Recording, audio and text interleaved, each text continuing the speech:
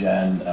One of the assurances we had from our parent organization at the time, which was Catholic Health East, that they were going to cover any debt the hospital had and cover any legacy costs. Is that still a part of the program?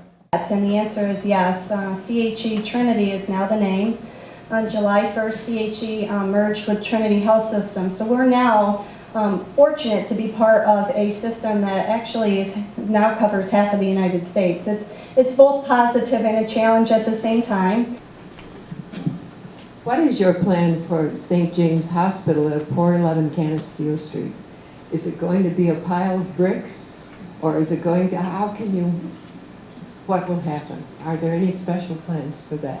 Not as of yet. What you do is I'm trying to think, what do you call that plan where you look at facility reuse plan? We did complete a facility reuse plan, so if that happened, what are the options for that facility? And there are some, although that really will be phase 2. Right now we're focused on preserving healthcare in the community, and then we'll pull out that facility reuse study and figure out how else could we use that. I was just wondering, I talked to you once before about having new doctors come into our city, and you told me that you were working on it, but what's happening is they're all leaving. Yeah, I think, you could answer that two ways. When you're in times of significant change, uncertainty, I think there is a tendency for people to get nervous and wonder, where's the best place for me going forward? I think the key is to keep them in the community, serving the community. So many of the changes we've seen, such as the group on Loader Street, McKellar's group, Dr. McKellar's group, they're still in the community providing care here. We did bring in the orthopedic group, and they're providing orthopedic services 5 days a week. We opened the Express Care, and we have providers there.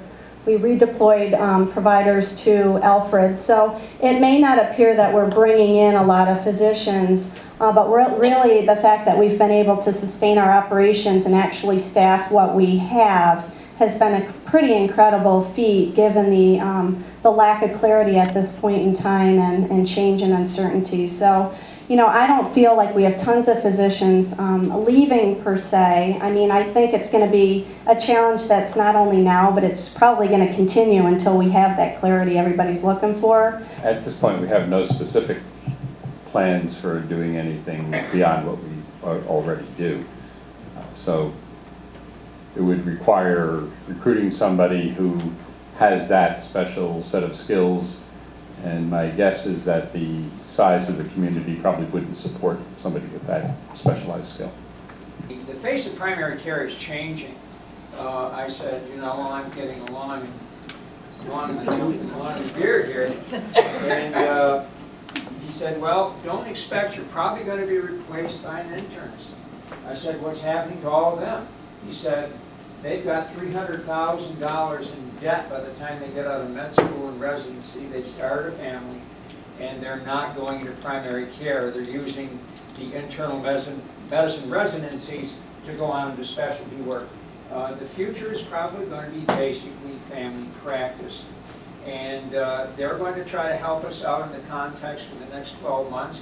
They have to go to the university's board of trustees because this is a new mission for them.